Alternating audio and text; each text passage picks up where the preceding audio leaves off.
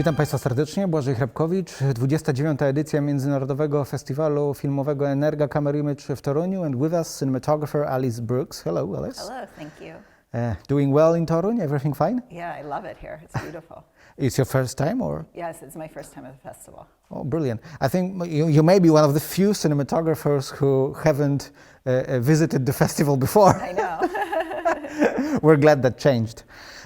I don't want to, of course, pinpoint your career and your work to one area, but it's clear that you've done a few musicals. Mm-hmm. And I'm interested in that because are you, in particular, are you particularly drawn to that genre? And if so, what do you find from a cinematographer's point of view so interesting to make musicals? So I've loved musicals ever since I was a little girl. My mom was a actress and my father was a playwright, and we lived in New York City, and so I had lots of experience going to theater, and also my mom was singing all the time different Broadway show tunes, and we watched Fred Astaire movies growing up all the time. They were on, we had VHS and they were always on in our house. And so the musical is in your DNA. So musical, I just love musicals. Yeah. It is, and so it's just a complete dream that I've gotten to do 2 in a row. Yeah. What's your favorite musical, or a couple of favorite musicals? Oh my goodness, there's so many. Meet Me in St. Louis, Great film. Swing Time, I don't know, Moulin Rouge. You just answered my next question, because my next question would be, do you enjoy mainly the classical Hollywood musicals, or maybe also these sort of more modern takes? But Moulin Rouge is an example of maybe even postmodern take on the musical. I love the idea of exploring how to tell a story through song and dance, and so I don't think it matters what era to me. I think I love throughout all movie history musicals. Mm-hmm. From a cinematographer's point of view, what is different in terms of a challenge or the job you have to do when you're making a musical as opposed to a feature film? I think without music. Right. I think shooting musicals is very much like shooting an action movie, actually. Oh, really? So you have to deal with so much choreography between the camera and the dance, and so it's very much like blocking an action movie.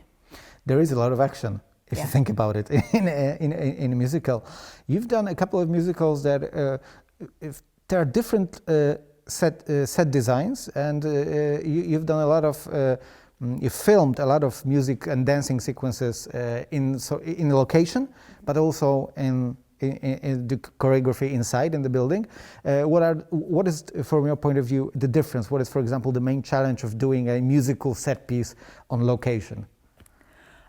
There's lots of challenges. Like in the Heights, like for in example, the Heights. Yeah. I mean, in the Heights, we were in the middle of Washington Heights, a neighborhood in New York.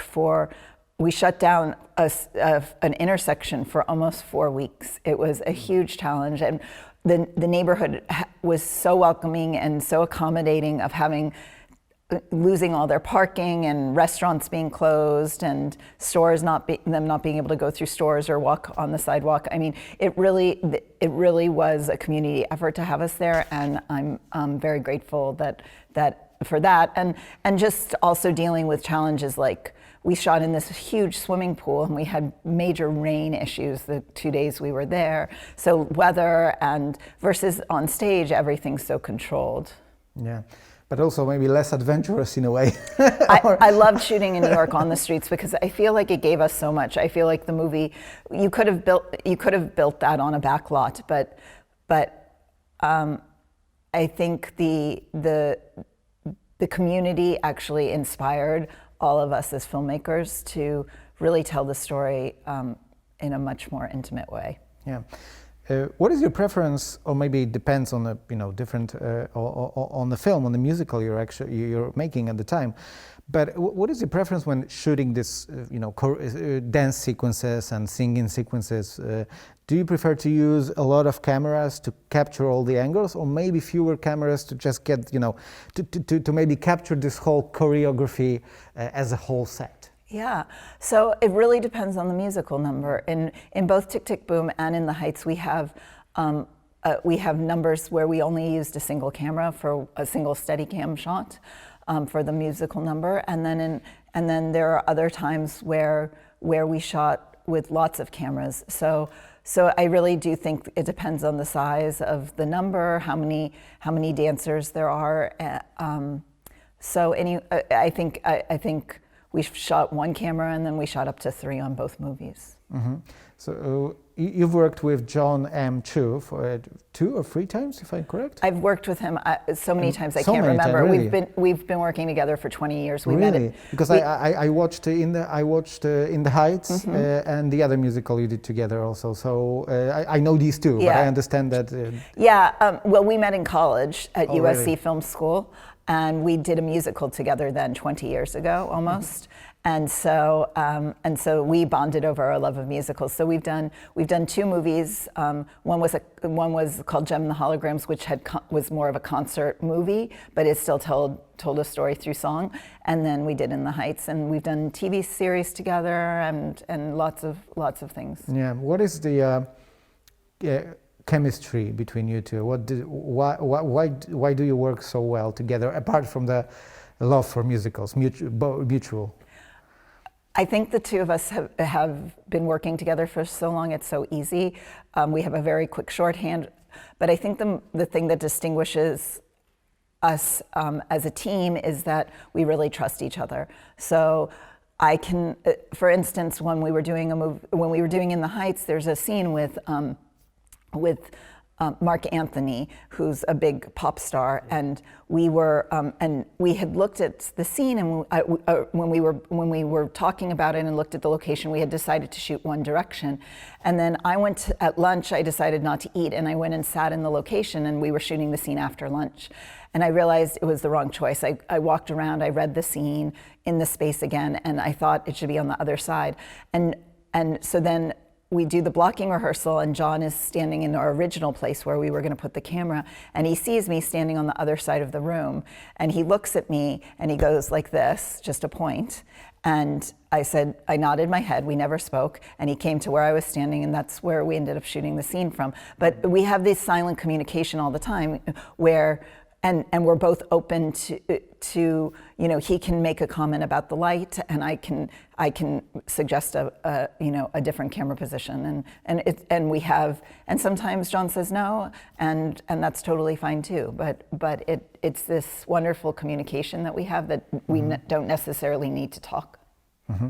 In terms of musicals, I always when I watch musicals, I always ask myself the question: what is the role of songs from a narrative point of view? What is the meaning of the songs? Why are they there? And for example, In the Heights, is for me a great example of how songs are used to express something else than what you express using only words, this sort of dream of a better life and so on. Or sometimes maybe songs express the inner world of the characters. So my question to you is, what is your sort of favorite maybe way to use songs in a musical? So I'll answer it for both movies. First, for In the Heights, what's unique about In the Heights is that each character's hopes and dreams, their fears and their anxieties can be expressed not only through song and dance, but also through the environment around them. And there are several numbers where the world visually shifts to where the character is emotionally. One is when the sun goes down, when the characters dance along the side of the building. And another is when our character Abuela ends up in this subway tunnel that represents her, in the subway represents her journey, her immigrant journey from Cuba to the United States, and so it was really exciting. And in the very opening of In the Heights, you first see this when the very first moment is Usnavi is walking on the street and he gets gum on his shoe and he scrapes it and the manhole cover spins, and that's our first little taste of that magic of the world shifting to how people are feeling. Mm-hmm. And then for Tick, Tick, Boom, Lin-Manuel Miranda and I we both are the same age, and we both lived in New York. We both grew up in New York, and so when we were 10 years old is when Tick, Tick, Boom starts in 1990, and so when Lin and I first started talking,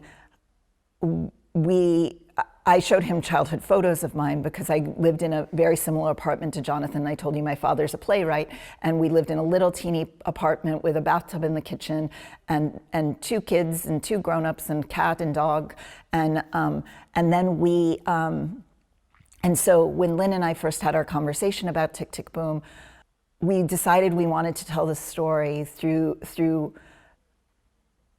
the eyes of a 10-year-old, because Jonathan Larson is such a childlike figure. The opening number's called 3090 because he's so scared of turning 30 and he wants to be Peter Pan. Yeah. And so what we did was we took, we used that childlike vision of New York where color and light and emotions are all heightened, and that's where we built our musical numbers from. Yeah.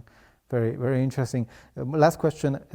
When you move from musical to a sort of more, let's say, I don't know, intimate drama, or maybe a film which is much more focused on words, not sounds, like for example Queen Bees. Mm-hmm. What is the main difference for you between doing musicals and the film like this?